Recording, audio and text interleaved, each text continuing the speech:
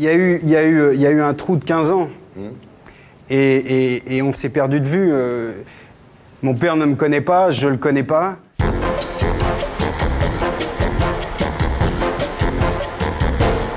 Alors, Anthony Delon, c'est vrai que ça vous exprimez rarement comme ça à la télévision, on vous voit peu, mais je crois que vous avez envie finalement de vous montrer tel que vous êtes vraiment, parce qu'à un moment, vous en avez marre des rumeurs, des ragots, des fausses images. C'est vrai que ça fait longtemps que je ne suis pas venu à la télévision. J'avais pris le parti de venir uniquement pour parler de films. D'ailleurs, je le fais aussi un peu ce soir. On va en parler, oui. Il y a un jeu de con qui sort bientôt au cinéma, on va en parler. Mais et puis voilà, et puis je suis content d'être là ce soir. On est content de vous voir. En tout cas, vous êtes toujours aussi beau. Voilà quoi. Donc bientôt, nous verrons Anthony Delon dans Jeu de con. C'est un film de Jean-Michel Werner avec Frédéric Diefenthal. On va en parler. Mais d'abord, on va parler de votre vie. Je dirais pas que c'est un jeu de con, mais il y a eu pas mal de conneries quand même.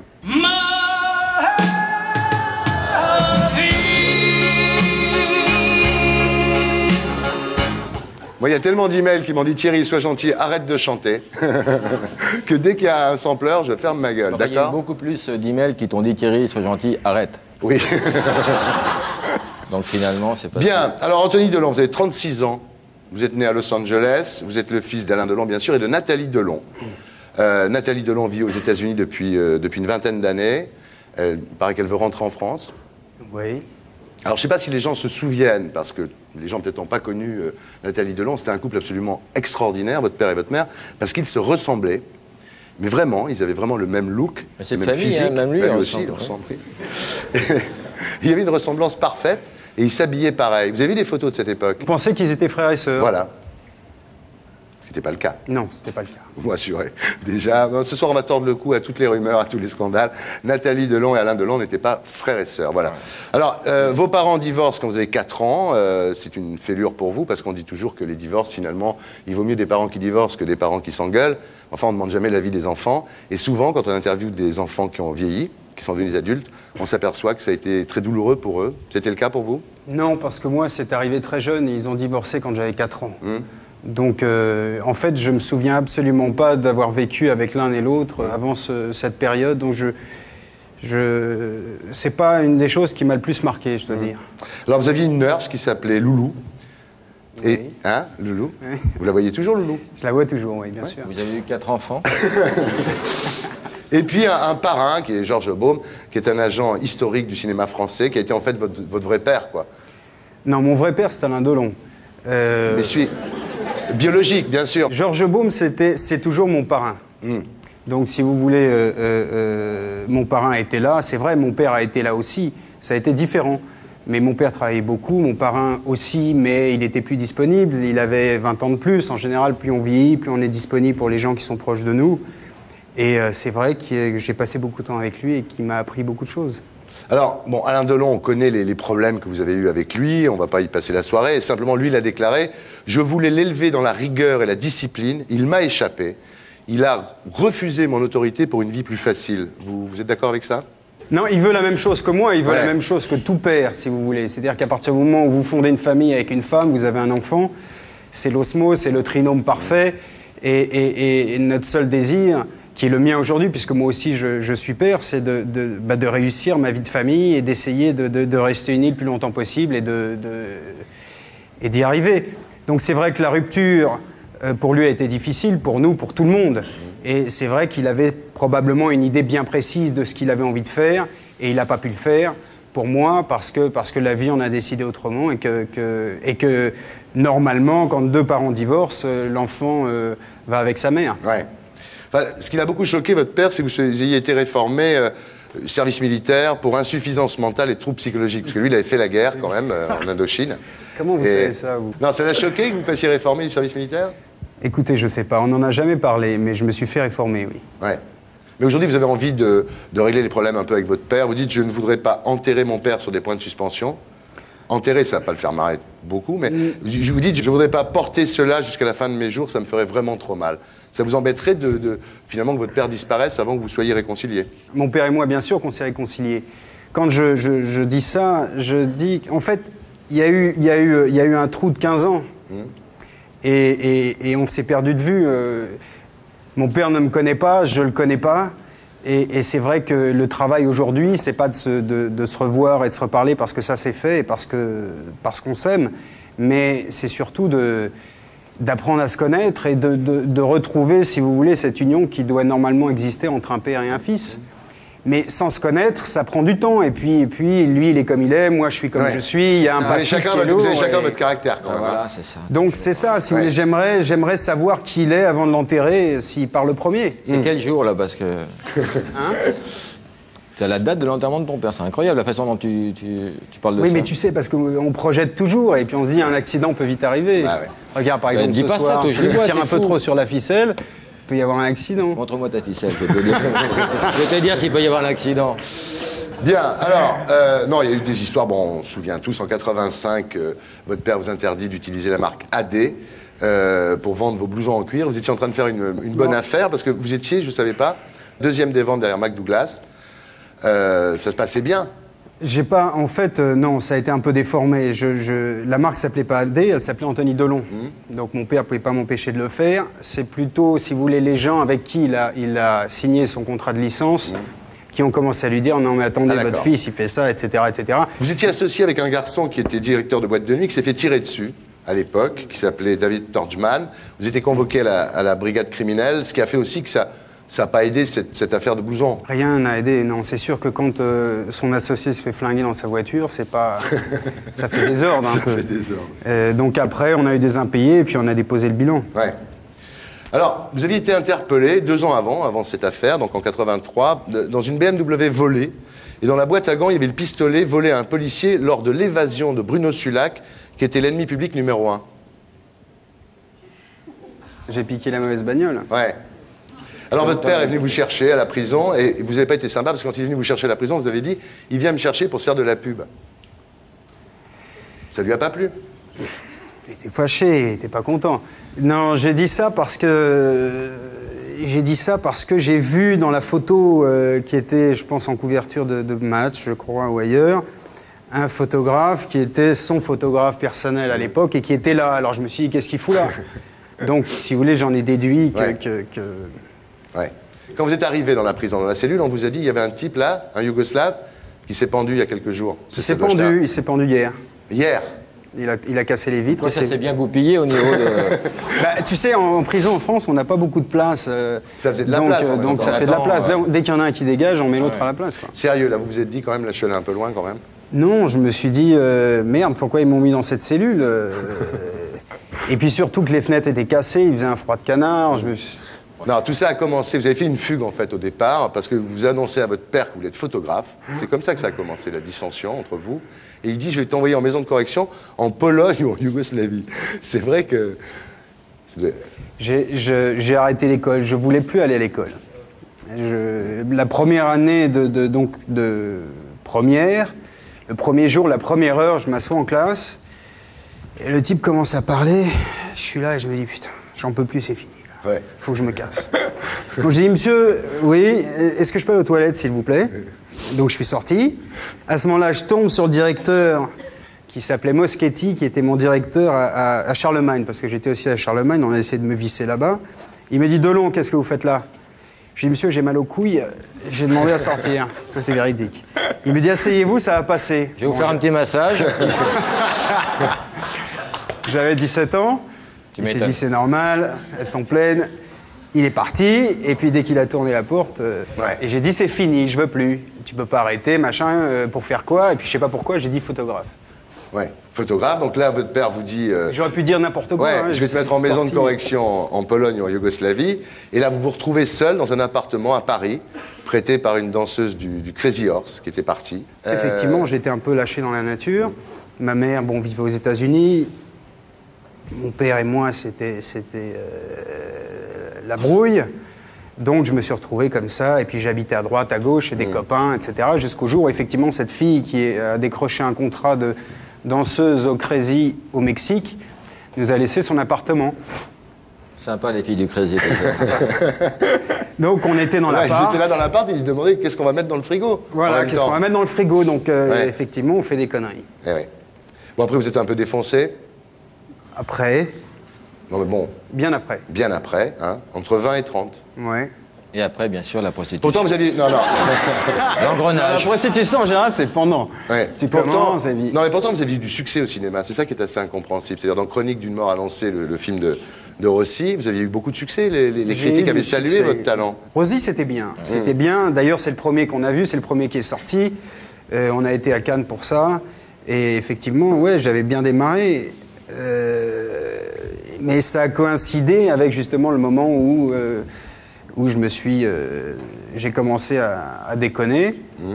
Et derrière ça, j'avais plus envie de travailler, je faisais des conneries, je me défonçais, je faisais... voilà. Et puis, 2 ans après, on m'a dit... Mon agent à l'époque m'a dit, tu sais, il faut que tu tournes parce qu'on va t'oublier. Et j'ai fait La Femme fardée. Et là, vous étiez tellement bourré que c'était pas terrible. Et là, j'étais tellement bourré que c'était pas terrible. Et à ce moment-là, je me suis fait casser, c'est normal. Ouais. Vous avez pris conscience quand et comment qu'il fallait arrêter la dope? J'ai pris conscience le jour où je me suis rendu compte que j'étais devenu un esclave et que la dope m'avait pris ma liberté et ma dignité. Alors aujourd'hui, ça va bien. Vous êtes avec Sophie. Voilà. Vous avez une petite fille qui s'appelle Lou. Vous avez fait une psychothérapie? J'ai fait une psychothérapie analytique, ouais, pendant 2 ans. Puis ensuite, par moments, je retournais le voir pour parler. Et là, c'est réglé? Ouais, mais après, ça devient un ami, ça devient un membre de la famille. Je peux avoir envie de lui parler, je l'appelle, je lui parle. C'est bien parce que c'est tout un... C'est gratos maintenant, c'est un pote. C'est jamais gratos. Après, c'est une gymnastique. Quand on arrive, quand on a du mal à parler à ses amis ou même à se parler à soi, on s'assoit, puis c'est tout un truc qui est en route et puis paf, ça aide quoi. Si c'était à refaire? Je le referais. Tout pareil? Tout pareil. Même la dope? Tout.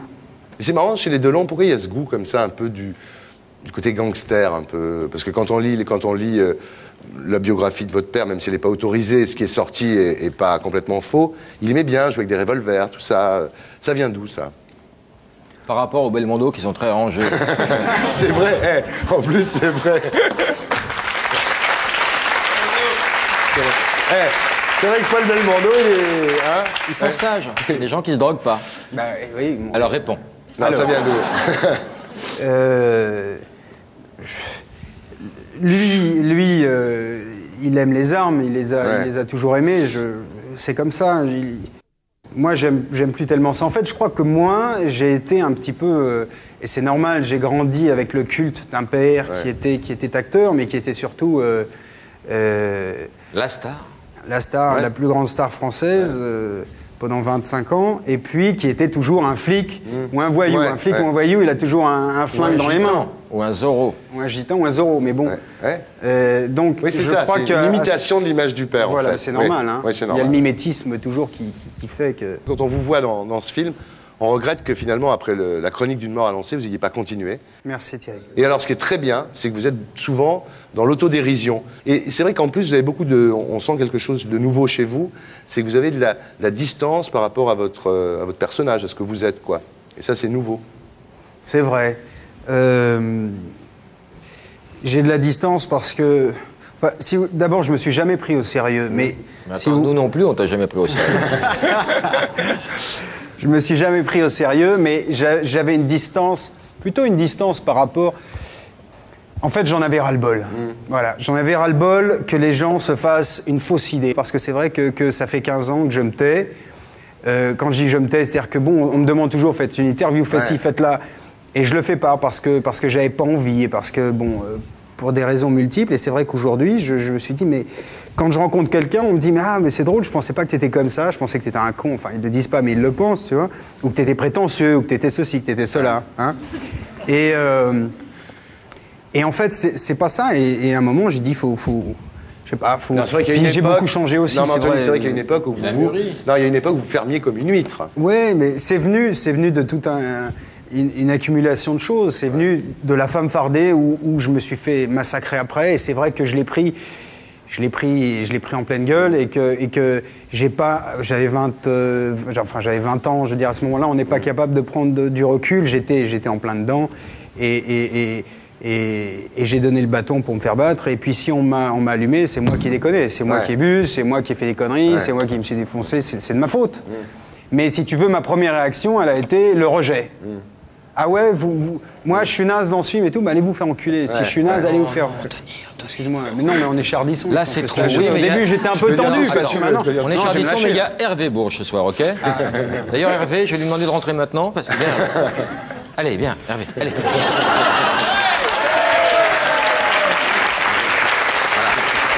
Hervé Bourges. Donc, il est sur le coup. Vas-y, à ta place. Tout à l'heure, Hervé. Donc, modérez vos propos, d'accord? On est content de vous voir comme ça. Vous avez l'air mieux, vous avez l'air mieux dans votre peau, plus à l'aise. C'est vrai, je suis Et alors, bien dans ma peau. Ce qui est terrible, c'est que là, les excès que vous avez faits vous ont pas marqué.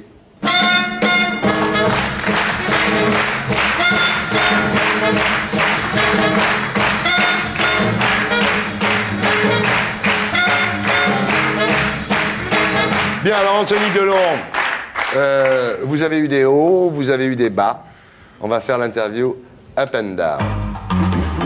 Ah, on le sait, tout le monde le sait, on ne bouge pas pendant le jingle. Bien, alors, Anthony Delon, ce que vous préférez en vous, Mes mains. ce que vous détestez en vous. Mon père, non, arrête. L'anxiété. Ouais. Ce que vous préférez au cinéma. Rêver. Ce que vous haïssez au cinéma. La complaisance. Le film de vous que vous préférez. Jeu de con. Le film de vous que vous détestez. Il y en a beaucoup. L'épine dans le cœur. Le plus grand moment de votre vie. La naissance de ma fille. Vous avez des responsabilités de père de famille maintenant. C'est vrai que quand on a un enfant, on nous prend... Enfin, quelque part, on est attaché. On est attaché à cet enfant, bien sûr, mais on est attaché à certaines choses. On n'a plus toutes les libertés. C'est-à-dire que demain, je ne peux pas prendre ma valise et partir et disparaître. C'est bien. Vous trouvez ça bien? C'est bien, mais c'est dur aussi. Ouais. Il y a quelqu'un qui a besoin de vous maintenant. Ouais. Ce qui vous plaît le plus dans la vie? Oui, il y a plein de choses qui me plaisent. J'aime être entre amis, j'aime aller au cinéma, j'aime rire beaucoup. Arrête, tu vas trop loin déjà, c'est trop violent pour les gens. N'oublie pas qu'il y a Hervé J'aime Bourges. prendre ma fille dans mes bras, j'aime... enfin, j'aime tout, enfin, jouir de la vie. Ce qui vous fait le plus chier dans la vie? Les cons. Votre plus gros coup de fric? Le Crédit Lyonnais raconte. J'ai jamais eu de gros coups de fric. Ouais. Votre plus grosse perte? Ma plus grosse perte, ça sera peut-être Jeu de con. Parce que Jeu de con, j'ai joué dedans, mais j'ai produit aussi. Ce qui vous fait le plus rire dans la vie?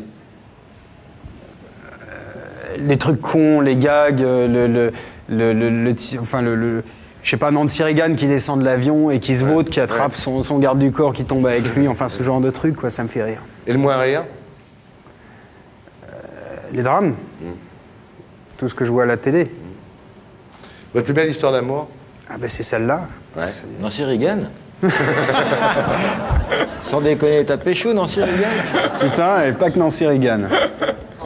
Incroyable. Votre histoire d'amour la plus minable? Bernadette. Elle est très chouette. Je sais plus, il y en a eu plein. Il y en a eu plein. Enfin, tu sais le truc, 5h du mat, tu rentres, t'es bourré, tu rates tout. Ce que vous avez de plus sexy en vous? Elle a dit les yeux, bah, alors, les yeux. Mais l'autre derrière dit les couilles, alors mettez-vous d'accord.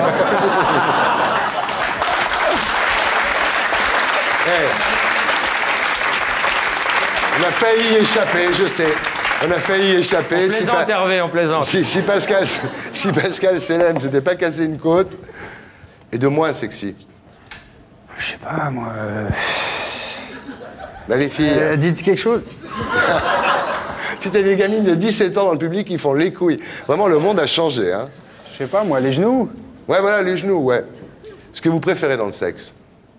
Le plaisir de l'autre. Ça fait bien de dire ça à la télé, hein? J'avais peur, hein. Bravo! C'est un bon plan. Ouais, mais c'est un bon plan pour choper, ça, ouais. En revanche, C'est le Billon qui avait dit ça Non, aussi. mais le plaisir de l'autre, c'est aussi mon plaisir. Ouais, Hein. mais en le revanche, plaisir de n'oublie pas l'autre. que ta femme va voir l'émission. Et là, t'es tué. Je sais, Coco. T'es pas couché, toi. Ce que vous détestez dans le sexe. Ce que je déteste, c'est la pédophilie, Ouais. par exemple. Et pour être sûr de ne rien rater de Inarditube, abonnez-vous et mettez un pouce bleu.